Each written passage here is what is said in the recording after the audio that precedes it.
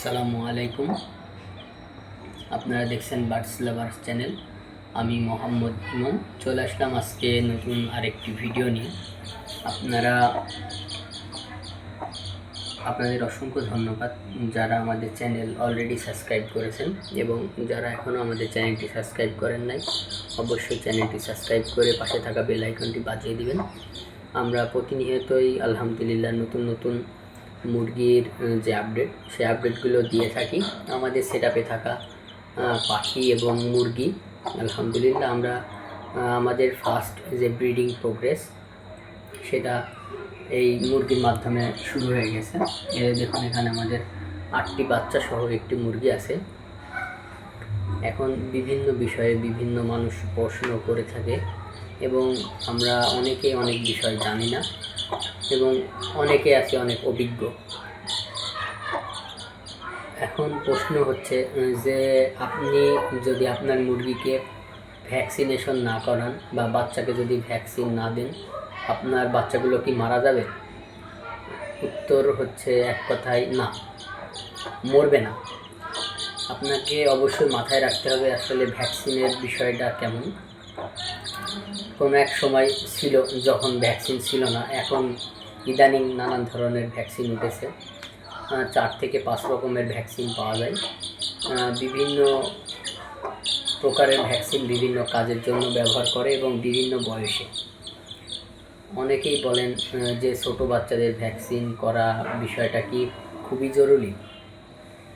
একটা সময় আমি আগে বলেছি, আরেকটা সময় ছিল যখন মুরগির বাচ্চাকে ভ্যাকসিন তো দূরের কথা, ভালো ধরনের কোনো ট্রিটমেন্ট মানুষ করতো না, তখনও মুরগি সারভাইভ করছে। কিন্তু বর্তমান পর্যায়ে দেখা যায় যে আমাদের মুরগির ভিতরেও বিভিন্ন ধরনের রোগবালা বিভিন্ন কারণে জড়িত হয়ে গেছে। তার মধ্যে একটি প্রধান কারণ হচ্ছে আবহাওয়া, জলবায়ু। খুবই খারাপ একটি বিষয় যে আমাদের বৈশ্বিকভাবে সারা পৃথিবীতে আমাদের আবহাওয়া খুব একটা ভালো না, যখন তখন যে কোনো ধরনের রূপ ধারণ করে এবং বিভিন্ন ধরনের জীবাণু ছড়াচ্ছে যার মাধ্যমে রোগবালাগুলো হয়ে থাকে। সর্বোপরি প্রথম পর্যায়ে দেখা যায় যে আমাদের যে সকল পোষা প্রাণী আছে বা ওয়াইল্ড যে পাখি, কুকুর, এই ধরনের প্রাণী, এদের মাধ্যমে এই সকল রোগগুলো ছড়িয়ে থাকে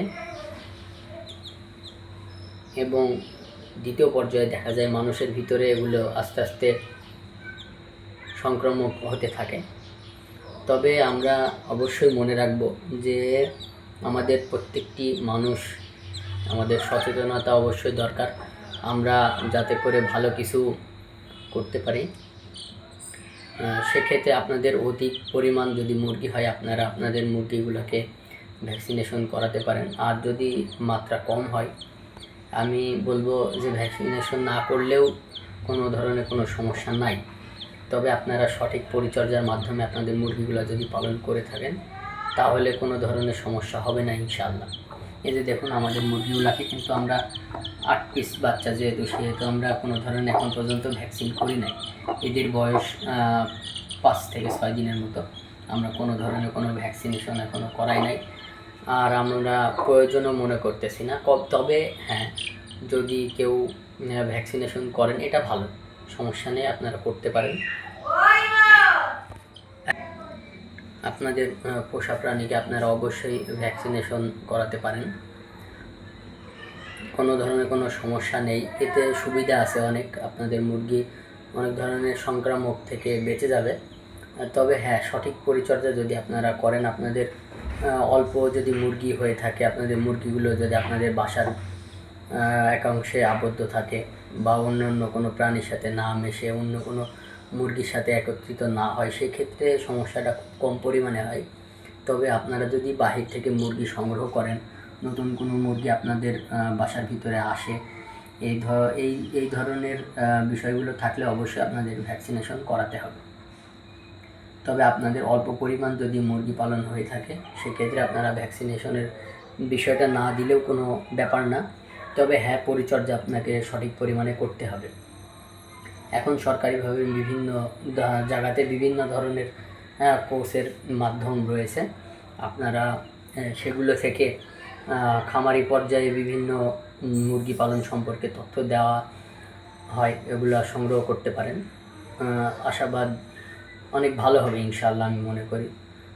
ওখানে আপনারা খুবই অল্প টাকাতে কিভাবে খাদ্য তৈরি করতে পারবেন এবং মুরগি পালন করে সফলতা অর্জন করতে পারবেন সেই বিষয়ে বলে। আর আমি আপনাদের চেষ্টা করি ভিডিওর মাধ্যমে ছোটোখাটো বিষয়গুলো নিয়ে আলোচনা করে ছোট ছোট যে সকল বিষয় ওগুলো ঠিক করার জন্য। অবশ্যই আমাদের ভিডিওগুলো যদি আপনাদের ভালো লাগে চ্যানেলটি সাবস্ক্রাইব করে পাশে থাকা বেল আইকনটি বাজিয়ে দিবেন এবং আমাদের পরবর্তী ভিডিও ইনশাআল্লাহ আমাদের যে পাখি সেটআপ আছে সেগুলো নিয়ে আমরা করব। আমাদের এখন প্রায় সন্ধ্যার দিক, এখন আমাদের মুরগিটা রেস্টে চলে যাচ্ছে। এই যে দেখুন কত সুন্দর খানা দানা তারা খেয়ে তারা মায়ের পেটের নিচে ঘুমিয়ে আছে। দেখুন এই যে কত সুন্দর সাদা বাচ্চাগুলো, দেখুন মাশাআল্লাহ মাশাআল্লাহ। অবশ্যই বাচ্চাগুলো ভালো লাগলে আপনারা একটি লাইক করবেন আমাদের চ্যানেলটি। সুন্দর সুন্দর বাচ্চা, আমাদের 4টা সাদা বাচ্চা এবং 4টা কালো বাচ্চা। সর্বোপরি এই বলে আমাদের ভিডিও আমরা আজকে শেষ করছি। আসসালামু আলাইকুম, ভালো থাকবেন, সুস্থ থাকবেন। আজকের মতো ভিডিও এই পর্যন্তই।